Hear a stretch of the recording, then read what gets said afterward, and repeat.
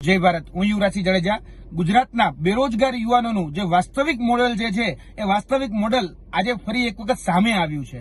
જી હા, ભરૂચના અંકલેશ્વરમાં એક પ્રાઇવેટ કંપની દ્વારા વોક ઇન ઇન્ટરવ્યુ રાખવામાં આવેલા, જેમાં અલગ અલગ કહી શકાય કે પદો માટે એ વેકેન્સી બહાર પાડવામાં આવેલી, જેમાં plant operator, supervisor, DCS, filter mechanical, આ 15 થી 20 જેટલા પદો હતા, જેના માટે વોક ઇન ઇન્ટરવ્યુ રાખવામાં આવેલા અને હજારો યુવાનો એ પદો માટે રોજગારી મેળવવા માટે ત્યાં ઉપસ્થિત થયા હતા. ત્યાં ઘણી બધી અવ્યવસ્થાઓ સર્જાણી અને ગુજરાતનું જે વાસ્તવિક મોડલ જે છે એ ફરી એક વખત સામે આવ્યું છે.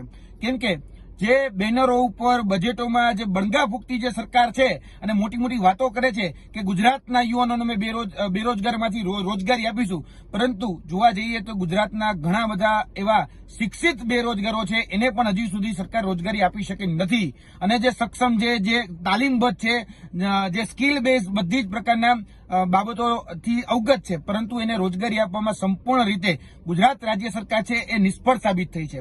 અને અત્યારે જ્યારે કહી શકાય કે વોક ઇન ઇન્ટરવ્યુ હતા તો તેમાં અવ્યવસ્થા સર્જાણી અને ઘણા બધા યુવાનોને હાલાકીનો સામનો પણ કરવો પડ્યો. અને ગુજરાતનું જે વાસ્તવિક જે મોડલ જે છે એનો પણ પરપોટો ફૂટી ગયો. કેમ કે જે રાજ્ય સરકાર બજેટોમાં અને બેનરોમાં એ રીતે વાત કરે છે કે ગુજરાતના શિક્ષિત બેરોજગારો હોય એને અમે સરકારી રોજગારી આપીશું, પરંતુ એ સરકારી રોજગારીમાં આપવામાં નિષ્ફળ રહી. ગુજરાતના જે અર્ધ શિક્ષિત છે તો એના માટે બિન સરકારી અથવા તો કહી શકાય કે અર્ધ સરકારી રોજગારી આપવાની પણ વાત કરી હતી, પરંતુ એમાં પણ જે રોજગાર મેળાઓ જે છે કે અન્ય રીતે જે રોજગારી આપવાના જે સાધનો છે એમાં પણ સંપૂર્ણ રીતે ગુજરાત સરકાર છે એ નિષ્ફળ સાબિત થઈ છે.